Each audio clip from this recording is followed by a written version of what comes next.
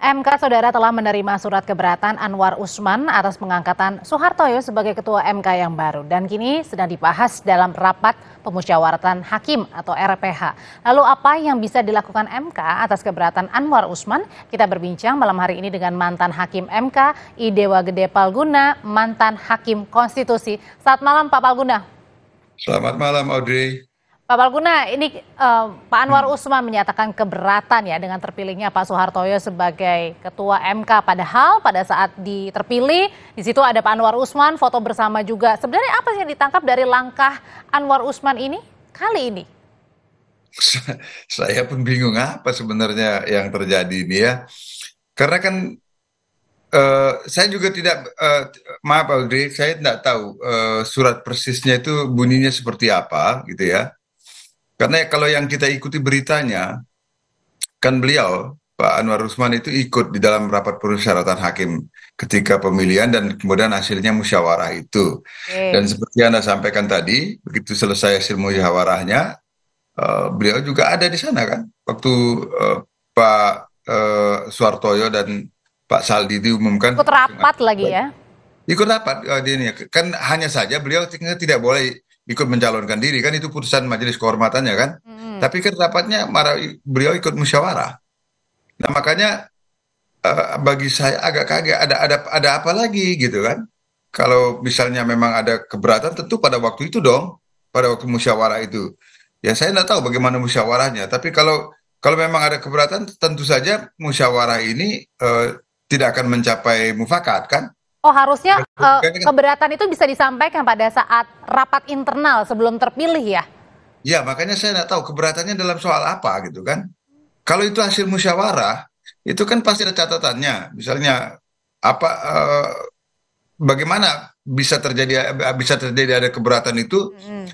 sementara faktanya ada mufakat yang dihasilkan melalui musyawarah. Bagi saya jadi Oke. agak agak sulit juga memahami ini. Hmm. Iya, karena dari beberapa media ini dibilang bahwa minta MK membatalkan dan tinjau ulang keputusan. Keputusan maksudnya dalam hal ini adalah keputusan terpilihnya Pak Soehartoyo nih sebagai Ketua MK. Nah, alasannya apa? Alasannya apa? Kok ada permintaan untuk meminta pembatalan itu, sementara pada waktu hasilnya itu, eh, kalau pada waktu diumumkan itu kan sudah nyata-nyata. Tidak ada, kecuali saya terlewatkan ya, tidak ada pernyataan keberatan dari pihak manapun pada waktu itu.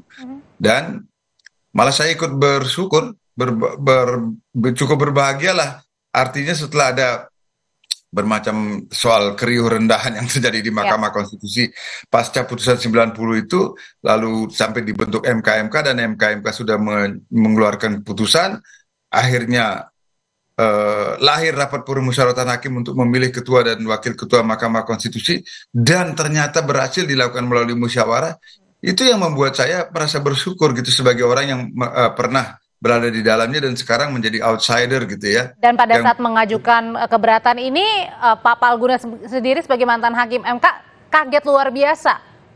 Ya sangat kaget lah kalau ini, sebab begini loh, tanda-tanda misalnya akan ada keberatan itu kan paling tidak kalau eh, eh, misalnya kalau satu hasil apa namanya, pemilihan ketua dan wakil ketua itu, paling tidak kalau memang ada keberatan, satu lewat voting, Hmm. atau nanti setelah ada pengumuman itu mungkin pada saat itu ada entah pernyataan pers atau komentar atau apa tentang keberatan itu. Tapi ini kan tidak. Saya berpikir, oh ini jalannya mulus, makanya saya, wah ini bersyukur ini. Oke. Kalau tiba-tiba sekarang ada keberatan, saya juga tidak paham. Jadi agak sulit saya memahami ada pernyataan keberatan ini, baik dilihat secara prosedural maupun substantif gitu loh. Hmm. Ya, kalau sekarang kan suratnya ini sudah dibahas ya dalam rapat pemusyawaratan hakim atau RPH. Nah, sebenarnya kemungkinan apa yang bisa dilakukan oleh MK menghadapi surat keberatan ini, Pak Palguna? Ya, ya dijawab saja gitu. Gimana? Kalau ada Artinya tidak keberatan, mempengaruhi lagi ya dengan Pak Soeharto yang sudah terpilih. menurut saya tidak bisa lagi, bagaimana, kecuali ada cacat gitu ya. Tetapi kan tidak terjadi. Sebab kalau ada cacat, nggak mungkin dong dilakukan pelantikan.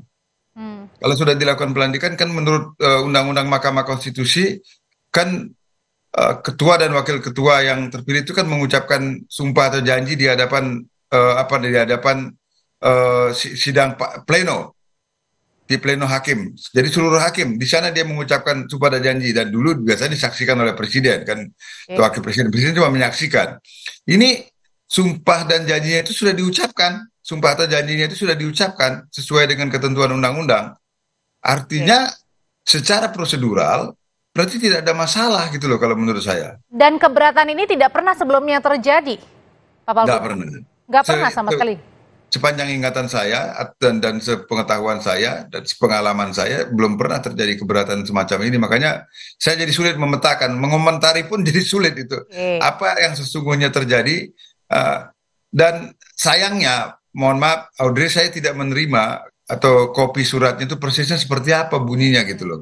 Mungkin kalau itu bisa saya memberikan komentar lebih terhadap hal itu. Mungkin Audrey tahu atau bisa memberitahukan saya kalau ada poin-poin yang misalnya bisa saya berikan catatan khusus gitu misalnya dari keberatan itu. Saya nggak tahu sama sekali. Oke, tadi saya sempat baca juga dari beberapa media itu tadi Pak, ada minta MK bukti batalkan dan juga tinjau ulang keputusan.